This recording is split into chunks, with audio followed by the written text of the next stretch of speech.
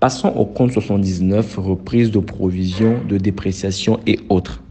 Ce compte enregistre les annulations et rajustements en baisse de provisions financières pour risques et charges ainsi que des provisions pour dépréciation des éléments de l'actif immobilisé.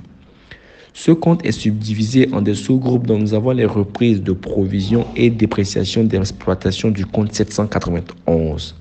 Cette reprise de provision constate une diminution de pertes probables sur la valeur des immobilisations incorporelles et corporelles et constitue pour l'entité un produit imputable suivant le cas au crédit du compte. Il faut débiter le compte 691 par le crédit du compte 29. En cas de reprise de provision d'exploitation sans objet, il faut débiter le compte 29 par le crédit du compte 791. Puis débiter le compte 69 par le crédit du compte 19. En cas de reprise de provision d'exploitation sans objet, il faut débiter le compte 19 par le crédit du compte 791. La reprise de provision et dépréciation financière du compte 797. Cette reprise de provision constate une diminution de pertes probables sur la valeur des immobilisations financières et constitue pour l'entreprise un produit imputable, suivant le cas au crédit du compte.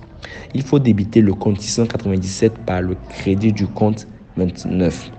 En cas de reprise de provision d'exploitation sans objet, il faut débiter le compte 29 par le crédit du compte 797, puis débiter le compte 697 par le crédit du compte 19. En cas de reprise de provision d'exploitation sans objet, il faut débiter le compte 19 par le crédit du compte 797. Les provisions afférentes au titre cédé doivent être soldées par le crédit du compte 797. Elles n'ont aucune incidence sur le résultat de cession obtenu à partir des soldes des comptes 826 ou 816. Les reprises d'amortissement du compte 798. La reprise d'un plan d'amortissement peut nécessiter des ajustements soit à la hausse ou soit à la baisse.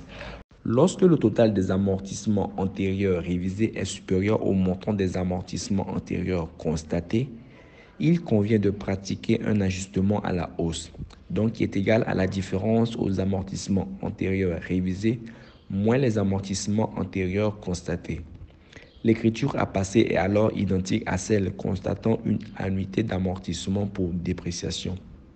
Il faut donc débiter le compte 681 ou 852 par le crédit du compte 28.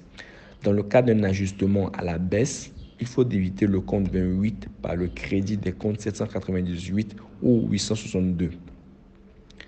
La révision des amortissements antérieurs ne doit pas être confondue avec la correction en négatif des annuités d'amortissement de l'exercice.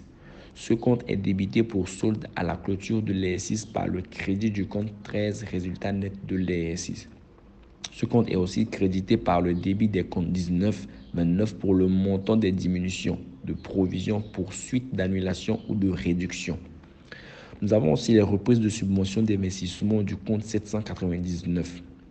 Ce compte enregistre à son crédit soit un montant égal à celui de la dotation de l'exercice au compte d'amortissement des immobilisations amortissables acquises ou créées au moyen de ladite convention, affecté du coefficient résultant du rapport, donc montant de la subvention sur le montant de l'investissement correspondant, soit une somme déterminée en fonction du nombre d'années pendant lesquelles les immobilisations non amortissables créées ou acquises au moyen de ladite subvention sont inalléables au terme du contrat ou à défaut de clause d'inalléabilité dans le contrat, une somme égale au dixième du montant de la subvention.